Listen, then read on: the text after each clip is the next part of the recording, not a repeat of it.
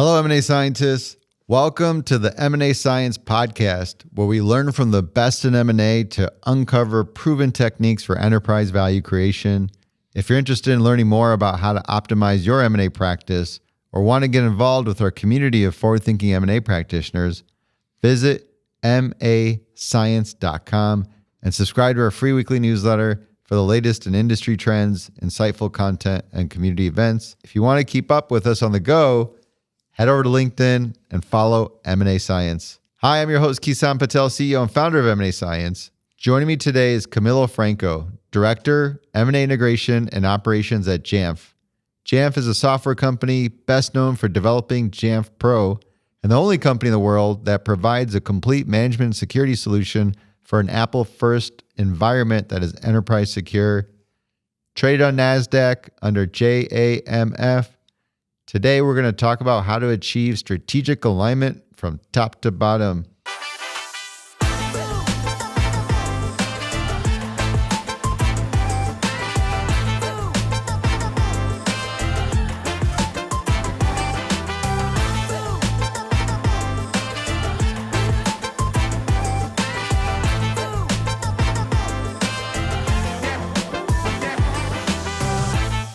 Camilo, how are you doing today? Doing all right. Doing well. Hey, thanks for making the trip. We're here recording live at KL Gates' office in Charlotte. They're nice enough to give us some space to use today.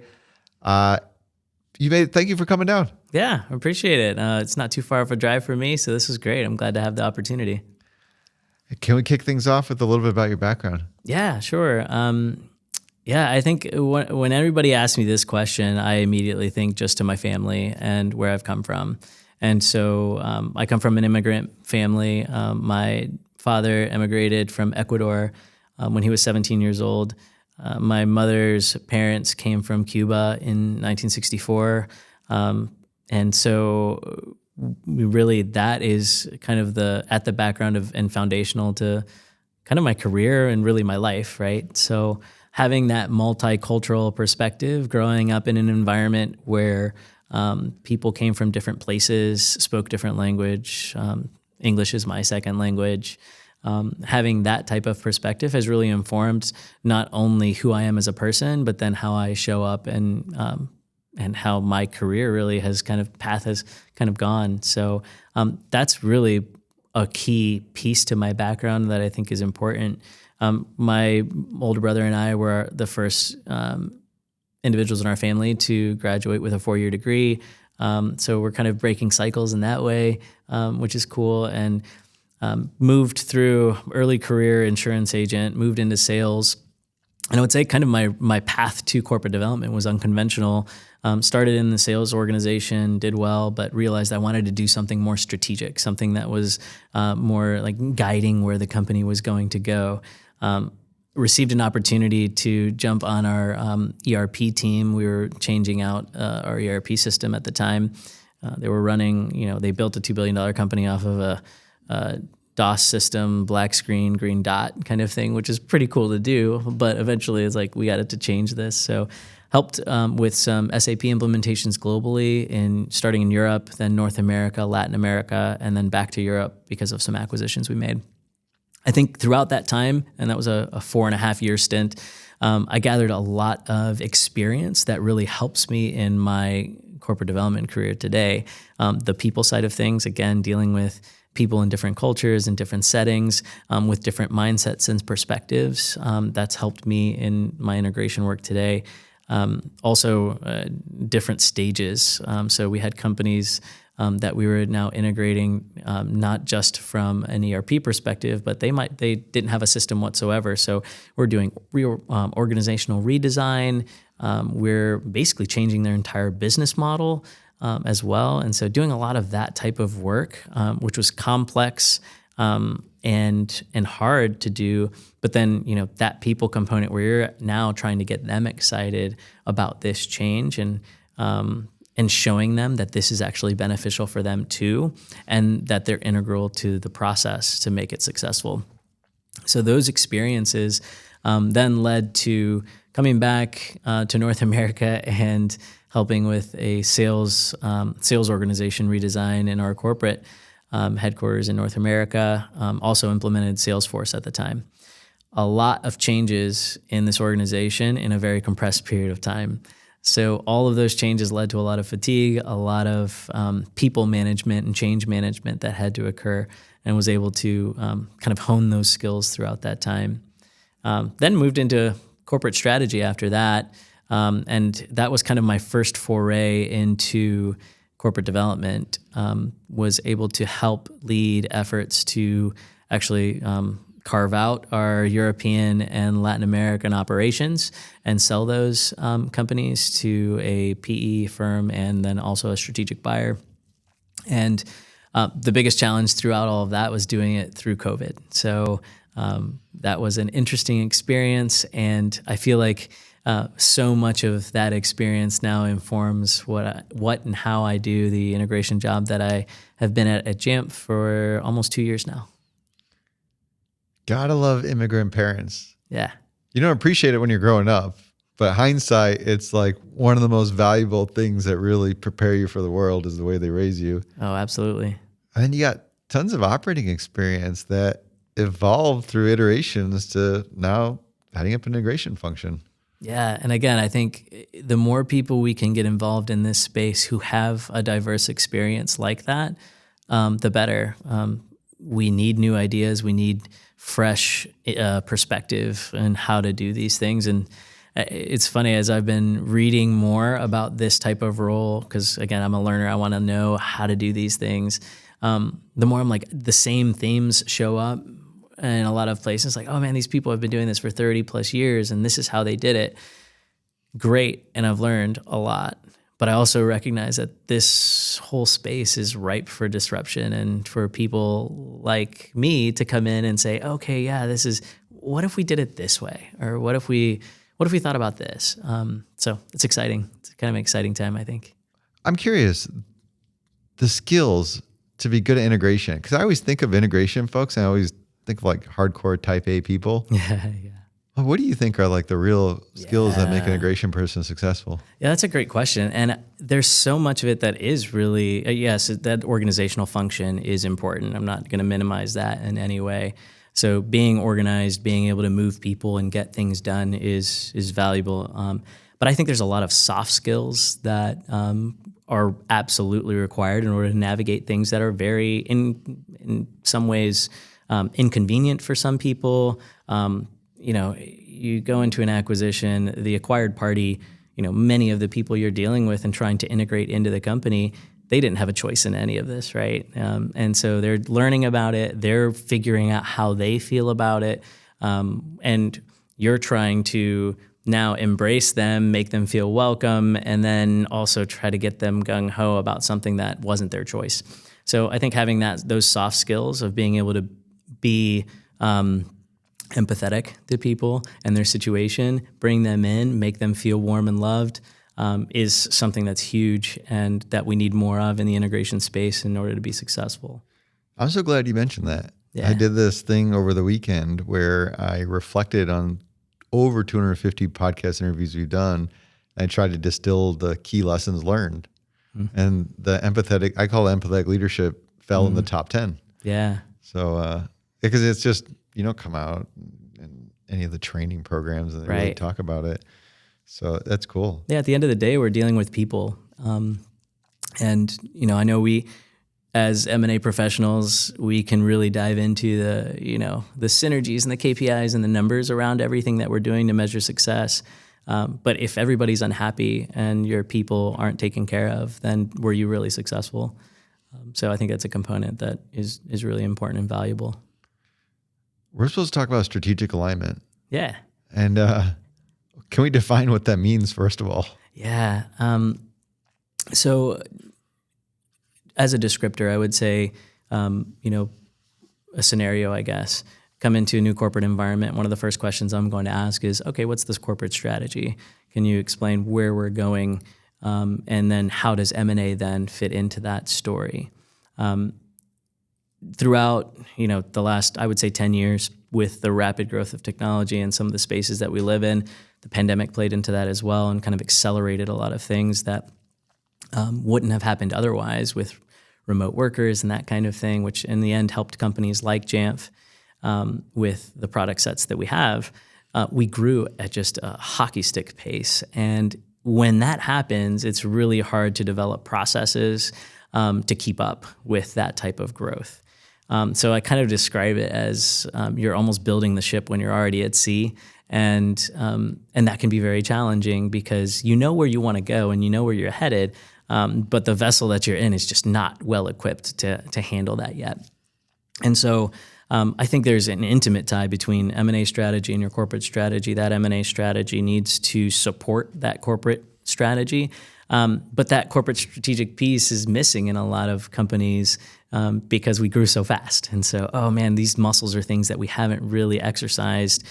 We didn't have to think, 5 years ahead necessarily because we're in the now. We're just trying to stay afloat. So really trying to develop those muscles and bring that M&A strategy in sync, I think is vital and important, and something that is a challenge that we have today as a fast growing company. It's interesting because I talked to other peer CEOs, and even some of them struggle with the strategic alignment around organic. Yeah. And now you're introducing inorganic, namely M&A, as a strategy that aligns with a broader corporate strategy. Yeah. Is there a difference there, or is there like a reason why that gets overlooked even more so than a broader corporate strategy? Yeah. M&A is almost viewed as this cool thing that people do, but nobody really understands it within a company, right? In that corporate context. So if we went to Jamf today and we said, hey, what does the M&A team do? They would be like, oh, well, they buy companies, but that's about the only description you would get. And so we're trying to change that. In a lot of ways, we're coming in and saying, okay, how can we actually marry up what the M&A strategy is, which has moved up into this corporate strategy? That corporate strategy should be flowing to the entire company. We should be sharing that message with anybody and everybody and see how they fit into that piece, how they play a part in that strategy.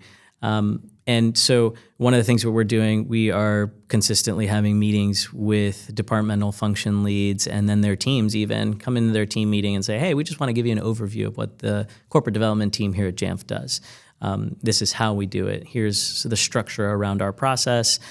Here's the, how we manage pipeline, or just different things that they don't take necessarily into consideration because it's not their day job, and inform them.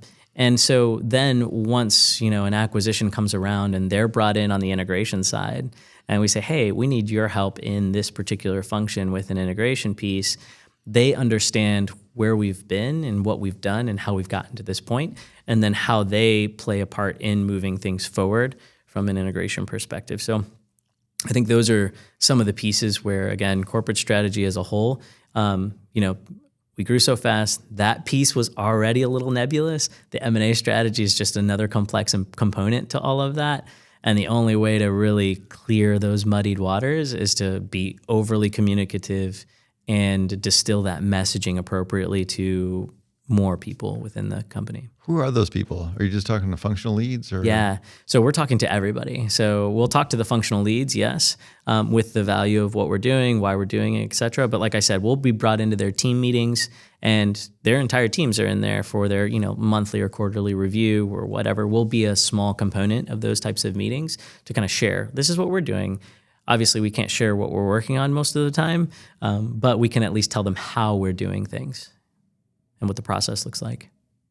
And that helps. Yeah, I think so. It gives them a better understanding of how and why we're doing what we're doing.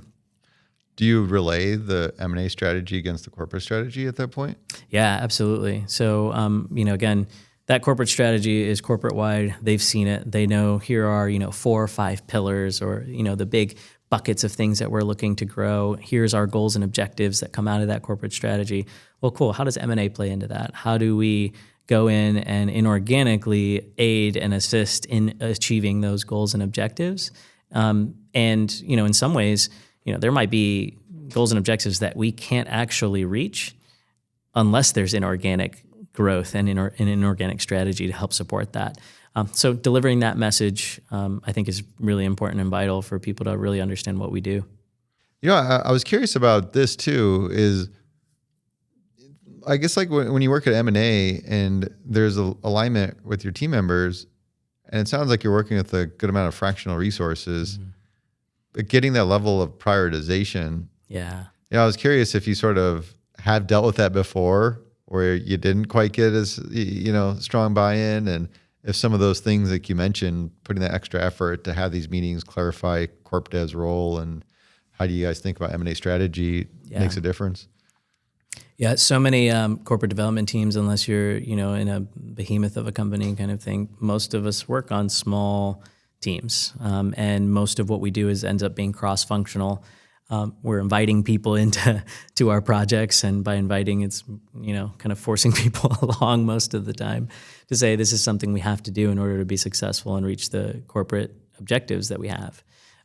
So that is a big challenge. Again, I think if we are appropriately messaging the overall corporate strategy, and then what that M&A strategy does to support that corporate strategy, it helps at least in people understanding why we're doing what we're doing. If they understand the why, and then we can move into the how and how they fit into that cog and really help us along the way.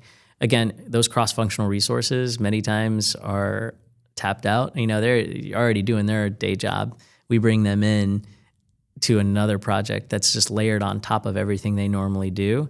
And if you're doing quite a few of these regularly, M&A fatigue is absolutely real, and something that we've experienced. And so how do you combat that? Again, I think, one, if they understand why we made the acquisition, why this particular acquisition is helping us along that corporate strategy journey and helping us get to where we want to be in 5 years, they're more apt to say, okay, I get it. I want to do my piece because I'm part of this company too, and I care, and I want to move this along in the right way. So having that type of buy-in where they see the benefit and understand that strategic vision and why we're doing this is huge. It just gives a mental shift, really, in how they participate in the process. Did you ever come across the anti-M&A culture at a company before? 100%. Absolutely. Yeah. How'd you deal with it? How do you turn that around? That's very difficult. And again, you're always going to have pockets of that in some ways. So I can think of, there's certain individuals who you've already identified and this is a challenge. This person was a challenge on the last one we did. There'll be a challenge on this one as well, because they're not necessarily understanding the vision. Their mind might just not work that way. And they might live in their pocket of the one thing they do every day. So this overall big picture thing is just too much for them to consume, and they're not going to get it. But you absolutely need their buy-in for a specific piece of your integration, whether that's a financial piece or a legal piece or whatever that is. And so they take a little more handholding, a little more time, a little more, have a lot more meetings with those individuals to, one, prep them for where we're going, and then two, on the back end to help them along the way and make sure things get done. It just takes more time. Unfortunately, that's really the only way I've been able to handle it so far. If anybody holds that golden bullet, I would love to know it. But yeah, I think this is also where I think that empathy piece comes in. So when I'm delivering that messaging about why we're doing something, when somebody doesn't understand it and I do, that's challenging, right? It's like, how do you not get this? I get this. Why don't you get this? So again, kind of living into that empathy piece, being like, okay, they don't do this day in and day out. Recognize where they are, meet them at that level, and try to work through that with them. You'll be a little bit more successful. It's going to be a challenge, but it helps. Give me an example. How does that play out? Let's see how I can do this in a politically correct way, where somebody is not listening to this and be like, I know who you're talking about. I would say, okay, so we can role play it out. I can be that, somebody ambiguous here. Right. So there's specific functions that, as a whole, will be more challenging in some of these things. I just think you go through financial reporting. We'll just throw that one out there. Oh yeah, we have to now build out all these financial reports for this new thing. they'll need to understand how we're going to market with it. We're going to try to understand the pieces that are now going to play into the products that we have. How do we build those out appropriately? If they don't understand the overall business case for why we did this, it's just grunt work, and it's something that is on top of everything they're already doing again. So how do we now, how do I relate to you in a way that's going to be able to get this done? It's a vital piece to what we do and how we're going to appropriately measure our success at least from a mathematical perspective. And so how do I guide that person along? So for me, I'm going to have meetings with them. I'm going to say, hey, I just want you to know, this is what we need you to do, but then also, this is how it affects where we're going and how we're going to measure success for this particular deal. This is so important. So stressing that importance and why, and then thanking them a lot. So I've found that too, if you're meeting people where they are, understanding the struggle that they have through this process, but then also just being really grateful for everything they are doing and the amount of effort that they have to put in that's on top of what they normally do, that also goes a long way, and just building that kind of relational equity in order to get things done. See it from their lens and understand how they feel and why they feel that way. Yeah. And again, it's people. So how do we relate to people? How can we efficiently work with people to kind of reach those common goals that we have? Why don't they teach us this in high school or undergrad? Kind of, because it goes back to this so many times in a series of these podcasts but one day. Let's talk about strategies for effectively communicating M&A plans and goals across an entire organization. Yeah, and this will vary by the type of organization you have. So I think this will look different in every company in a lot of ways. So it's hard to build out this rote, okay, if you do this, you're going to be great. But it starts at the top. I mean, your corporate leaders need to be communicating effectively to everybody what that corporate strategy and vision is. And then, as that makes its way down, the project manager should know how what they do day in and day out affects those goals and how we're going to get where we're going. Simultaneously, that M&A piece, again, and we've talked about this already a little bit, but how that fits in, how we're now going to reach, whatever goals that we have by 2025, 2026. These are the steps we're taking. Here's how your work is. This is the puzzle piece that fits right in here, and this is how it works, and here's the overall picture. So again, I think it's just overly communicating that and doing it regularly. I think one of the things you'll see if you're part of our process, you'll see the business case for this particular M&A at the beginning of every single slide deck that we have.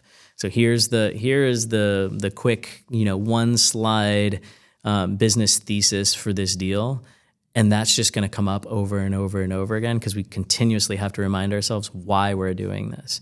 And that's not just, pre-close, that's post-close, all the post-close integration decks that I build, even updates for our board, et cetera. There's going to be a slide in there of why we chose to do what we did so that we can continuously remind ourselves of why we're here and why we're doing this thing. Is it just like an investment thesis statement? Or? Yeah. So try to distill that down into a really, in a way that's really easily digestible, right? So normally we'll have just one slide with the 3 big reasons why we're doing this. And usually that's one of our first slides on every single deck we create. Give me a specific example, like a rough idea. Is it, hey, we're trying to get X revenue growth out of this? Is it just strategic drivers of doing the deal? What does that look like? Yeah, normally I don't even delve into the numbers of things.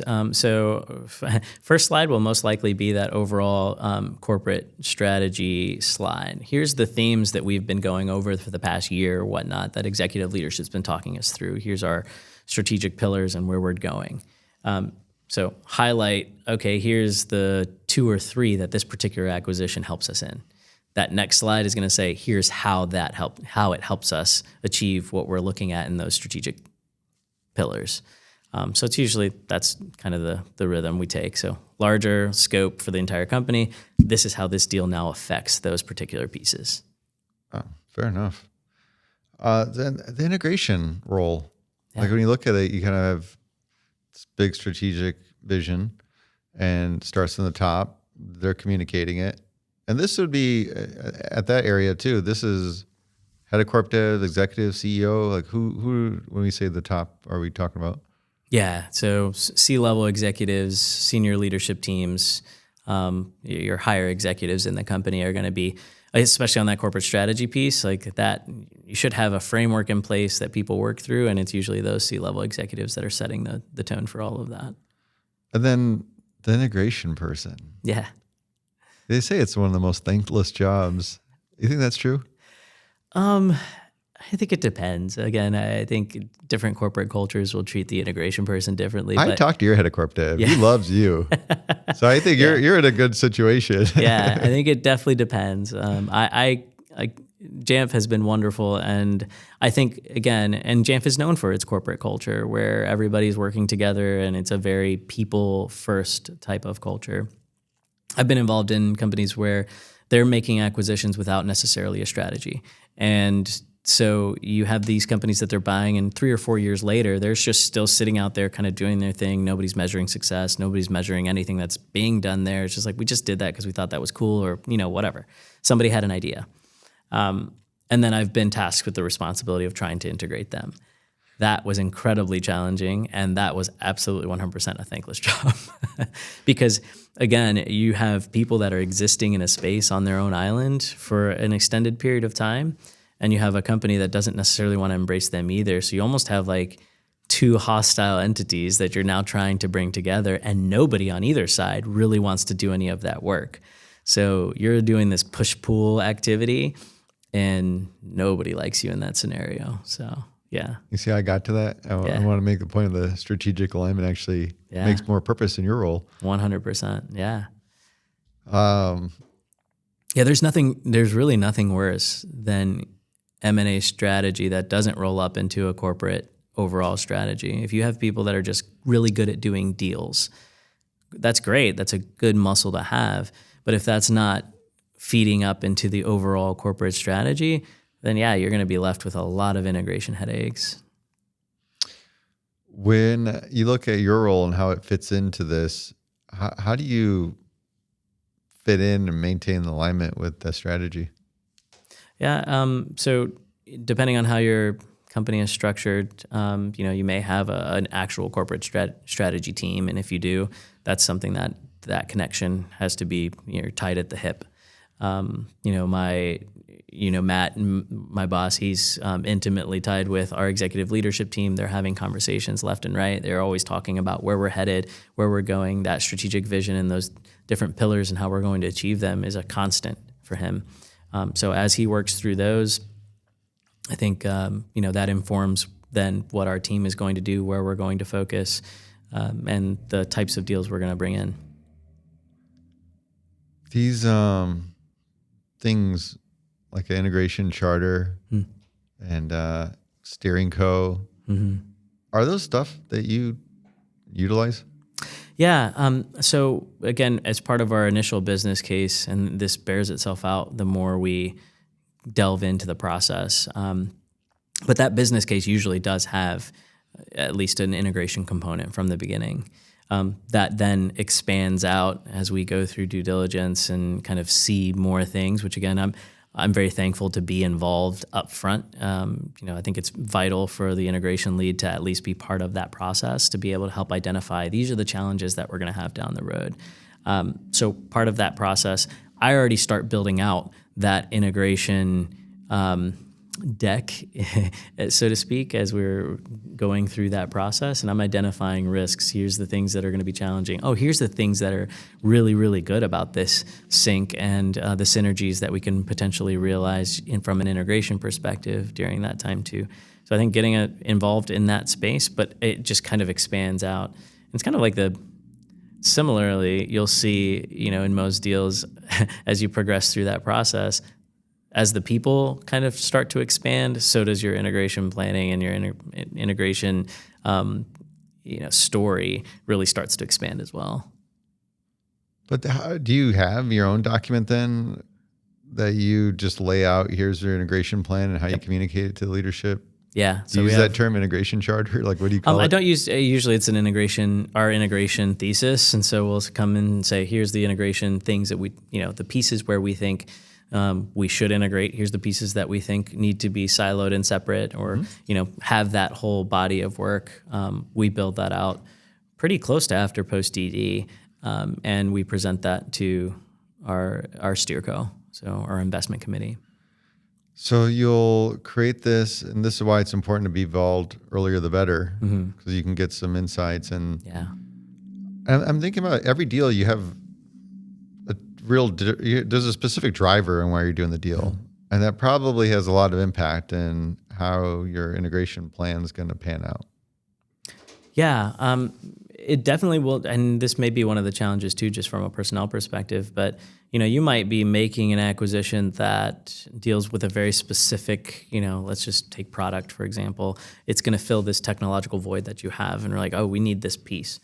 Well, not everybody's going to be impacted by that, and not everybody really is going to understand that potentially. So how do you get them and bring them along to be part of this process? The other thing is you may need very specific people involved in the process that maybe weren't involved in or haven't been involved in any process before. So again, that cross-functional piece comes back into play, where it's like, oh man, I'm gonna have to train new people. I'm gonna have to inform them of our process, figure out how to work with them, and train them along to now execute this integration piece. But yeah, I think at the end of the day, the thesis is informed by that overall business thesis too. Is we're going to integrate this in a way that is compatible with the overall goals that we have as a company. It sounds like pretty clear to everybody what's going to happen. Yeah. The steering committee, what do they do? So the vast majority of the time, we're presenting updates on where we are, and then if there's any really critical decisions that are needed to be made that may be above my pay grade, right? This is something that's impactful to the entire project or to the company in a way that's really meaningful. That steerco would definitely make decisions on that level. Who's on the steering co? Yeah, so normally, we'll have our C-level executives, so our CEO, our CTO, our CIO, and our CFO will all be on that steerco. And we'll probably meet once a month kind of thing, or once every 2 months, depending on the length of that project, to update them on how that goes. What's that flow of that meeting like? Normally it's here's our slides and our updates. And one thing I do encourage is templates are great. But you do want to, especially with those level executives, you want to make it as easily digestible as possible. So fewer words, fewer of everything, but here's the big picture, here's a status. Again, we get really colorful with some of that stuff, so that they know, okay, yeah, this is good, this is bad, we should probably talk about this.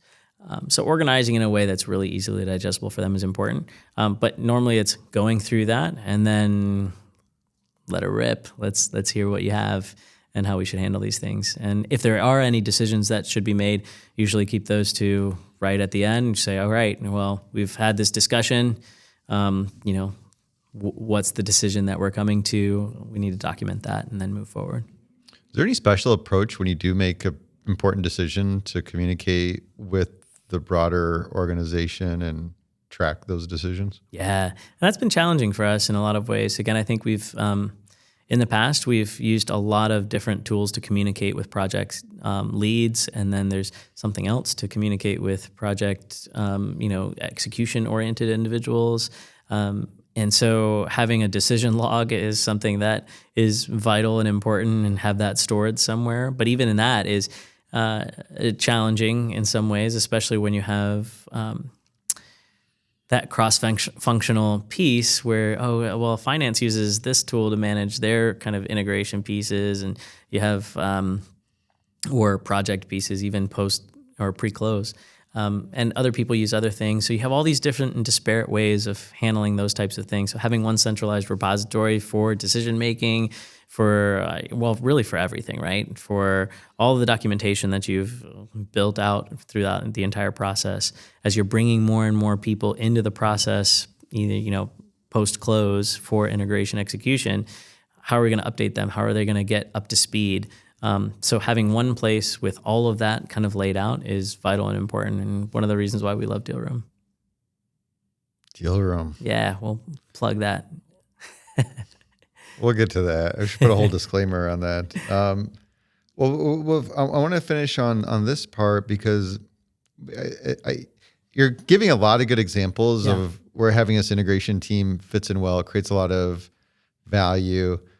It's sort of a nice pivotal role between all the different departments going on, the leadership team, making sure things are going the right direction, the empathy, really figuring out, connecting with the incoming employees and making sure they're having a good experience.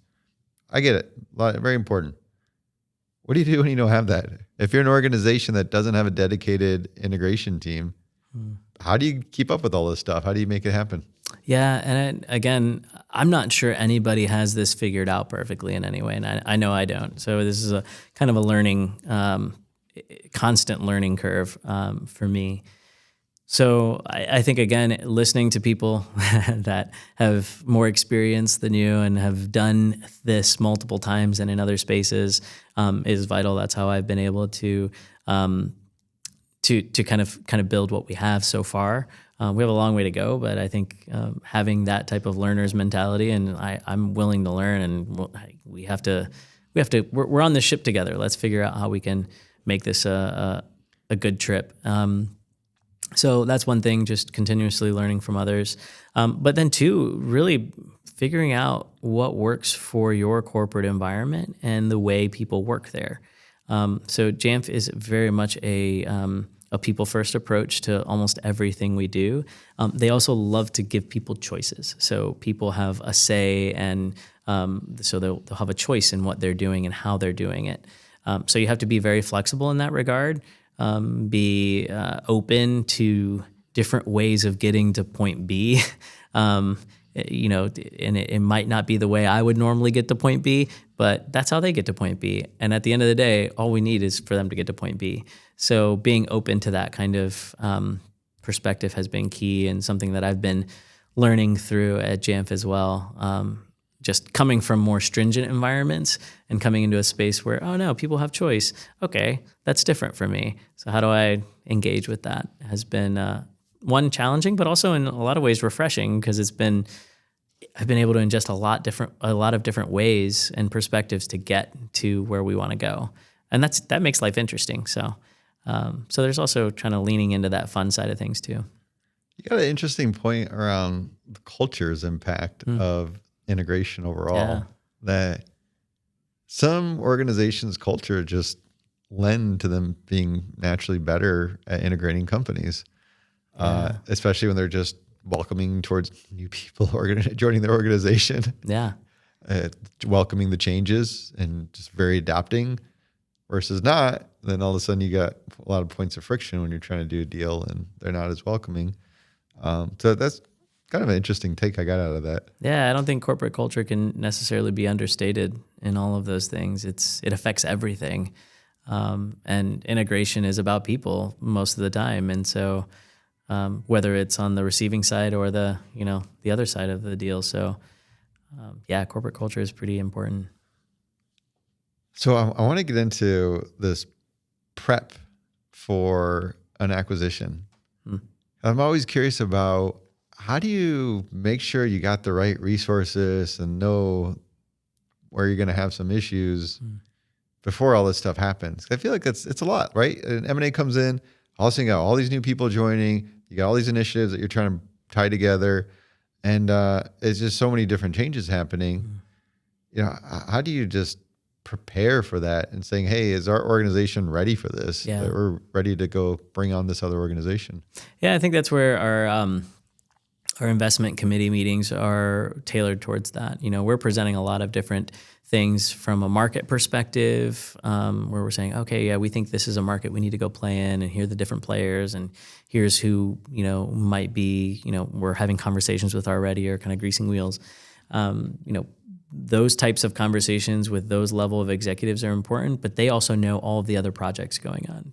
Oh, we have this over here that's happening, and we have this over here that's happening. Might be something that the corporate development team doesn't even have insight into necessarily. So having those type of regular cadence meetings with executives that have a full view of everything going on at the company is vital.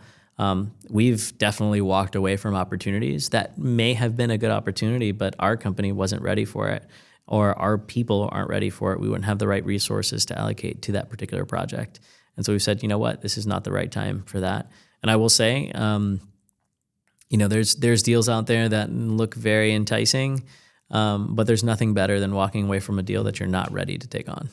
That makes a lot of sense. So there's a level of scoping just to really have some assurance that you do have the resources to do the deal. Mm-hmm. Yeah. And again, I think that comes down to communication. So as a corporate development team, you're not just communicating to all of the other resources that you're using within your process, but you're also having to have regular meetings and communication with your executive leadership team, making sure that you're all aligned, and that they're apprised of everything you're doing. And then you hear, okay, yeah, this is why we're going to say no to that, or no. Those cross-functional leads, they know all of these things that might be challenges. They can bubble those up, and we can determine, okay, yeah, that risk is acceptable, or no, we should pass. All right. If you're to think resources, right? If you're to click down into it and saying, where would things be likely to bottleneck or go wrong? Is it, hey, HR can't onboard all these people? Is it, the IT, there's way too many different tech stack, then that's not going to integrate well. Yeah. Where do you see that resource constraint being? And I'm just trying to get a sense of when do you actually, as even an earlier stage company like ours, know when you're really M&A ready? Yeah. Challenging. Again, I think it's going to be different for every company and whatever stage they're in. I know for us particularly, we're in this stage where, again, we've had that hockey stick growth. We're working heavily on a lot of really cool things, but as we work on those cool things, bringing in other tech stacks is challenging, and it creates a lot of stress on our R&D and product teams. So working through that and making sure that roadmaps are aligned and that we're all heading in the same direction, but that we can also properly resource all of those things appropriately is a challenge. So we're actually, considering a lot of really creative ways of managing that, whether that's through, certain pieces of maybe some outsourced components, or how are we going to bring in other people to help us because we don't have those internal resources, things like that. At least thinking through them, evaluating them, figuring out what works and what doesn't work is important. And those are the conversations we're having. Makes sense. It ties back to the driver of doing the deal, and then you're prioritizing your activities around that. So, do we have the right resources? So the emphasis is on the tech, then let's make sure this aligns and we're not overly disrupting the tech team and their roadmaps. Okay, so we go past that. We got the resources, we got the deal, we're executing on it, we're going through diligence, you're planning integration, folks are doing that.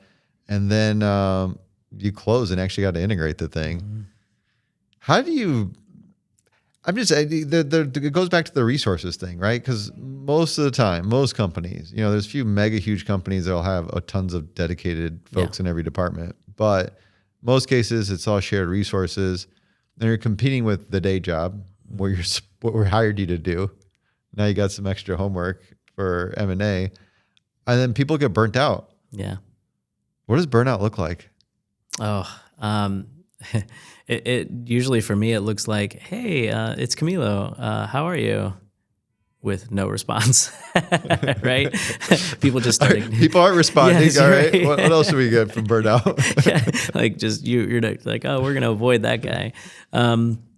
So that's part of it. I think too, just the level of effort put into the process is minimized. I need to get that thing done. Well, we'll just kind of hodgepodge something together to say we got it done, but did we really put the effort forth that we needed to actually appropriately execute that particular integration task? no, it wasn't done appropriately, things like that. And then you will get the very forthright individuals who are like, why are we doing this again? Why do I need to do this again? And you know what? That's not a priority. And that's actually come up a couple of times where we've had to pivot and change approach in some ways because it hasn't been a priority for certain individuals or certain functions where, this piece is, we have other things going on that take precedence. Obviously, we either have to get senior leadership involved and say, hey, we need to evaluate this prioritization, or we need to pivot and say, how can we execute on this in a different way through a different avenue or through a different function? Or if I had to generally ask you, how do you prevent burnout from happening? Yeah, I'm not sure there's a way to prevent it, especially in the environment. If you're in a high, you're acquisitive environment, there's really not a way to prevent that. It's going to happen in cross-functional teams. So you have to learn how to manage it. And that's the challenging part. I don't think there's a... You can't be like, we'll have a pizza party when this is all done. No. Pizza, I love pizza, but pizza only goes so far.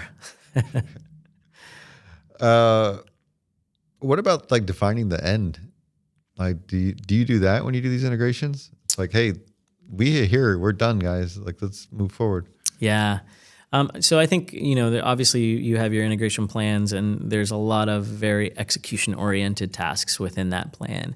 I think a lot of people think that, once those plans are done and all my tasks are ticked off, we're done with integration. And that's not necessarily the case. How are we continuing to report and measure progress? And are we actually receiving the value that we said we would from this particular deal? That may continue to happen and continue to evolve well past your 180-day plan that you might have created or whatnot. So is there an end? I think there is an end eventually. Is there like a clean slate, clean line in the sand that says, okay, this is over? It's usually not like that. It's usually a little bit more nebulous than that. So, we're still tracking things that were done 2 years ago, right? And we're still talking about it and figuring out if there's something we need to do. So I think having that pulse on where we are continues for a while. Do you communicate that like with everybody in terms of stakeholders involved? Yeah. So stakeholders involved, again, it's you balloon right post-close and all the people that are involved in the integration piece and execution of that integration piece kind of balloons for a while. And then that begins to dwindle over time as well, right? There's less and less people involved in that piece, especially as you move to a normal business process. Right now it's, we're no longer managing this from an integration perspective. It's already moved into whatever normal process we've already built around, I don't know, you could say financial reporting or whatever. So now it's just part of that normal cadence. I feel like once it moves into that normal cadence, that integration piece is kind of over.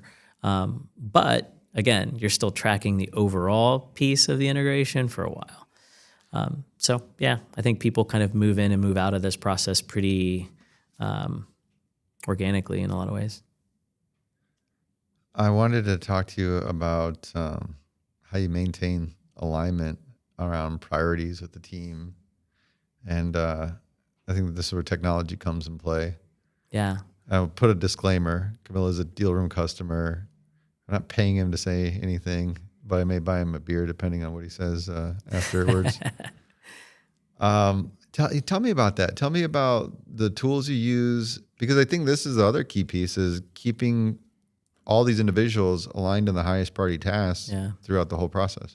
Yeah, I think when I initially came to the process at Jamf, one of the first things I identified as a high risk for us and our process in general was the fact that we used so many tools to use different things. And again, kind of goes back to that corporate culture of like everybody has a choice. And so, you want to use this tool or that tool? Well, whatever makes you feel most comfortable.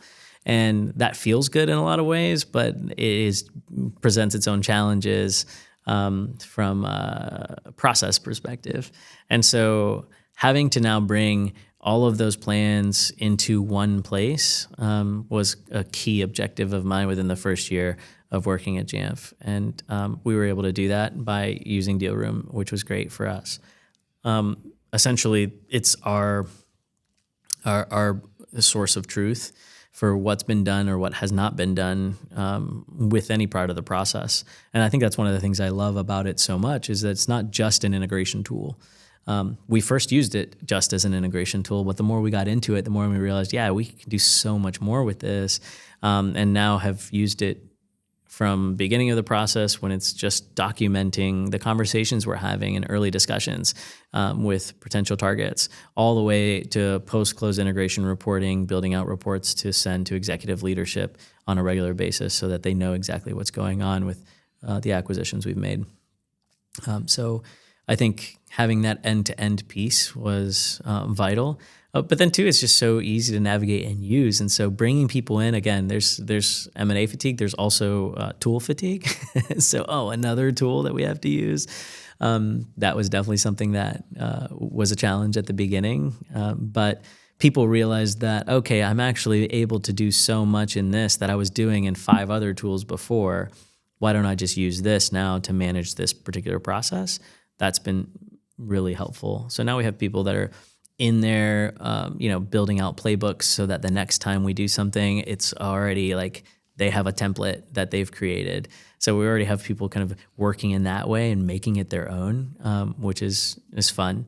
I think the other thing we're looking at too is just, down the road, how can different technologies really aid in how we manage our process in general?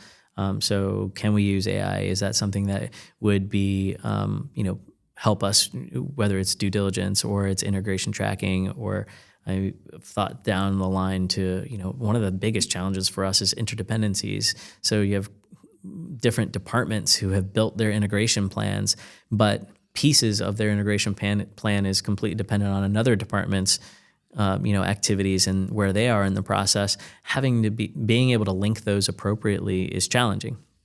So, how can we leverage technology to kind of help make those connections in a way that's meaningful and honest, but then also kind of help keep us accountable to timelines and making sure that everybody's moving along the same path at the same pace that we want. So for you, Deal Room has helped centralize the data and become this single source of truth. So anytime you want to know what's going on in the deal, who's doing what, you know where to go find that information. Yeah. And for some folks, there's a little bit of an adoption hurdle, but once they get over it, they realize, hey, at the end of the day, I'm not using all these different tools. It ultimately simplifies the workflow. Absolutely. And then I want to bring this point up because I have a strong view, and I even wrote a whole book about this called Agile M&A, which is obviously about moving fast and having a very iterative, collaborative process. Yeah. But the main thesis was all about connecting your diligence and integration process together. Yeah. The better you did that, the better continuity you have, better integration plan you're going to end up with, better execution. Yeah. I want to talk to you about that because that's like one of the core designs when we built that product, when we built Deal Room, was to be able to do that. So one, I wanted to see if like your thoughts around that. Two, there's like an industry old school thinking of the seller controls the whole process, and and there's a challenge to it because now we're saying, hey, listen, the buyer is the one with everything at stake. They're putting the money up. They're the ones taking the big bet on this. They have more people involved in the deal, and they're the ones that ultimately are accountable for everything that's going to be happening post-close. So for them to be able to drive a process in a way that allows them to best plan for integration and work with the incoming team on that plan is probably the best way to go. But anyways, I just want to hear your take. That's it. That's my big pitch and position on it from what we have. But yeah. Yeah. And having been on both sides of that table, I completely agree with you. So I think it is a challenge because, again, just people are kind of set in their ways, and they're like, "This is the way we've always done it." The buyer, you talk to us, we agree to something, and then we provide the data room. And I get it; like there are concerns around all of their data and where it's housed and all of that. So totally understand the risk potential. But one of the things that we've said, from the beginning and up front is, we're going to see this stuff anyway, right? We can tell you this is secure. Here's how. We can provide the documentation to prove that. There's obvious benefits, not just to us, but to you as the seller, to be able to use our platform. One of the things that, again, we're not going to push on that. That's not going to be a deal breaker for us. If they want to use another system to house their stuff or whatnot, and we want to use that, that's fine. We'll go along with that. At the end of the day, it's still going to make its way into deal room in some way, shape, or form, whether it's at the beginning of that process or at the end of that process. Because for us, it is our source of truth. So people are going to come back, and if we have questions about anything, they're going to want to see it in the system that we use. So eventually it'll make its way in there some way or another. So it just kind of is, it seems like it should be a non-issue, but it is for a lot of people. So do you run both your diligence process and your integration in the same room? Yes. So, and I'll kind of take it back to the beginning. We were in the middle of a deal when we first brought on Deal Room. And so we did not use it for any due diligence or anything like that. So we just used it for the integration piece, which is great. We loved the product. We're like, oh, this is valuable. What we saw was that we left a lot sitting on the table by just using it for integration. There was a lot of pieces we couldn't connect. We couldn't appropriately pull information to inform those integration plans. It wasn't easy and seamless. And so next deal that came around, we were able to use it for the entire process, and the target was amiable to using our platform. The other thing is it saves them a lot of money too. So it's like, this is should be a win-win. And so they took it that way. We were able to do that process from end to end within Deal Room, and you can tell the difference. People know where to go. People know where things are. Very, very easy to find within the data room that we've set up, and then to correlate that to then specific tasks within the integration plan potentially has been really cool to see. I've been also interested to see how people are making it their own. So again, we all think differently. We all have different perspectives on how to manage things. So to see different functions go in there and say, oh, I can use this way, and we're going to figure this out. And being able to leverage the tool to do that for them has been really neat. Whereas, another function doesn't necessarily use it that way because they don't need to.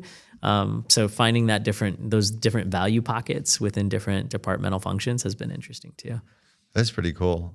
So you'll create a work stream for doing diligence in Deal Room, and you'll create a work stream for your integration plan. Yep. But do you update it that way where stuff's coming in and progressing in diligence, and you're catching stuff and just iteratively updating your integration plan, or is it more, here's the template we typically use? So I don't think we're at that point yet, and I think that would be great, obviously. The more we can get out early on, the better.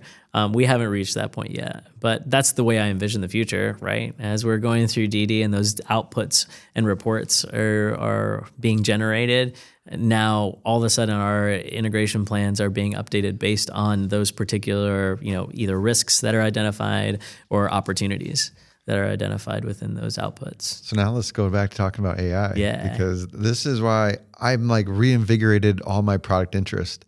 I feel like I was involved with Deal Room back when we inception in 2020, in 2012.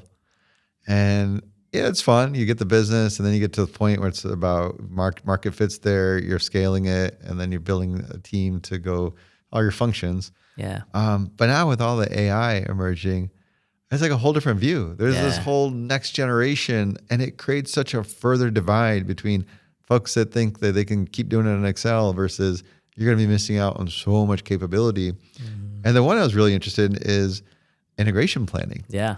There's so much you can start populating. And I brought that up because there's something that you're currently not doing manual, but something that AI can actually start doing for you. Yeah. As soon as you start getting that diligence information, it can start thinking about what does that integration plan look like? And then as it gets appended to from your team members, you can identify those dependencies and start raising them up and saying, hey, what are these potential conflicts going to be? Yeah. So that's why I thought it's pretty interesting to see that as a use case. I think the other thing I've noticed is M&A is a series of templates when you really look at it. You have your investment memo that you're sending up to the board. You have all your functions writing some kind of findings report. You're updating around progress of integration by function broadly. But everybody's sort of completing a template. Is that an opportunity to start pre-populating those templates with draft content so they can get put together faster? Yeah, if you think about it, much of what we talked about today, even from a people perspective, is just, M&A fatigue, under-resourcing. This is additive. This isn't their full-time job, all of those things. Those are challenges that, everything you're talking about helps to solve, because it takes the burden away of having to generate content. And let's be honest, people don't like to create content. They like to they like to change content, right? So if you ask somebody, here's a blank slate, do something, it's like, oh man, that's way more of a challenge than if you give them something that's already pre-populated and they're like, oh yeah, I'll figure this out. So to me, that's powerful. That's time saving. That's and not only from a time perspective, but then just from that fatigue perspective, they're not going to get nearly as fatigued if I give them something already to start with than telling them, oh, blank slate. Here's an Excel spreadsheet that you need to figure out, what your tasks are and what your plan should be based on these reports that you now have to go read. If I can take that burden away from them, that's huge. That's huge for our process. Yeah, it's less of it's grunt work at the end of the day. Yeah. The tactical crap, we can say. Yeah. And focus more on the real strategic thinking involved in understanding the information, making the appropriate edits, and moving forward. Yeah, and then execute. I'm looking forward. I'm excited about it. I'm talking to a lot of customers. We've had conversations about it, and there's so many of these use cases. And I think I'm even more fired up. I just looked at our first prototype of what we're taking to the market, and just literally looking forward to rolling that stuff out and just seeing the changes it can make in the industry. Yeah, it's exciting. Yeah, just I don't know. I don't know what we're going to do with legal fees, consulting fees, and banking fees. Yeah. Well, and then eventually you won't need a person like me. You'll just, have this machine AI that does it version for of you. it. Yeah. Somebody's got to go and listen to people and empathize with them. That's true. That's true. Until we figure that out. Well, you can make learning models empathetic, I guess. You can figure that out. You're gonna have like the empathy robot going around. Yeah. How are you feeling today? Here's a slice of pizza. Talk about it. Yeah. I think we're done with the deal room commercial. The plug. For those of you that found that, we try not to. I feel like I'm pretty good about, just not being so. Yeah. Everything's a driven, commercial plug. But it is the one thing I'm like super proud about is contributing to build the greatest platform to manage M&A. Well, it's such an important part of our process now. So I almost can't talk about our process without speaking about it in some way, right? Because it's pretty integrated at this point. So I guess I said the AI stuff's got me like reinvigorated, so excited about this is a platform to do M&A, but now it's all this capability that can touch like its own. Every single persona has got like this AI that can help them in so many different ways versus it's just helping the project manager out. Right. The first time practitioners, do we have any advice for folks that are going to be coming in your role, integration lead? One, you'll get through it. It's it will feel daunting and complex because it is, but it's incredibly rewarding too. So I would say just kind of push through, move forward. And like I said earlier, listen, there's a lot of good content out there, a lot of good practitioners who've been doing this forever. Listen and learn from them. But then too, don't be scared to bring new ideas to the table. We need that. And I think we've even talked a little bit about that already, right? Having people with different experiences, different perspectives on how to get things done is not a bad thing. That can be a very good thing and can actually lead to a process that's just better than it used to be. So don't be afraid to bring things to the table that, oh, well, we didn't used to do it that way. That's okay. Maybe we try it this way, and it might not work. So probably my third thing would be don't be afraid to fail. You may fail. There may be things where it's like aspects of this deal were complicated and it didn't really work out. That's really the only way you learn in some ways. So don't be afraid to fail, move through that, and then learn and iterate for the next time. I think one of the things that people think about M&A process as a whole is that it's just a very linear process, and it's not. It's every single deal is different and complex in its own ways. But you kind of move and shift through all of those things. So experience and time, you're going to learn a lot. Just keep bringing that to the table every deal, and you'll be okay. Challenge the status quo. Yeah, I love it. Camilo, what's the craziest thing you've seen in M&A? This question is, I don't think I've ever seen anything like, I wish I could come to the table with like this story of like, oh man, this one thing happened and it was absolutely insane. I don't think I have anything like that. I would say being part of a process during COVID, again, it just upended everything. So we had to do everything differently, from management meetings that we couldn't do in person. So now we're evaluating things from afar. You're not getting that people piece where like I'm sitting across the table from you and really seeing how things are and listening to your pitch. But then I'm, going to grab a drink with you afterwards and we're spending 3 or 4 hours continuing to talk about it over drinks. Like those things weren't happening. So you're now, operating in a space that's a lot more limited. On top of that, you're having to update executives on here's what the COVID strategy is, and here's how we're managing that from a business perspective. Here's how it's affecting our process. Here's what we're having to inform all of the potential buyers about, and giving them updates on how we're handling COVID too. Just a whole subset of muscles that we had to exercise that weren't normal to the process. So I'll say that was a crazy time. It was a wild ride, and was interesting to be a part of. Yeah, I feel like any of the transactions, but especially doing something like that during COVID would have been pretty crazy. Yeah. And then in different time zones too. You had, Europe and Latin America, and we were doing them simultaneously too. So wow, super fun. Yeah. Camilo, thank you so much for taking the time with me. I enjoyed this conversation. You helped me become a better M&A scientist. Oh, I'm glad to hear it. It was a pleasure to be here, and love this community. So I'm looking forward to hearing more and learning more from all of you too. Those of you still with us, thank you for sticking through. Until next time, here's to the deal.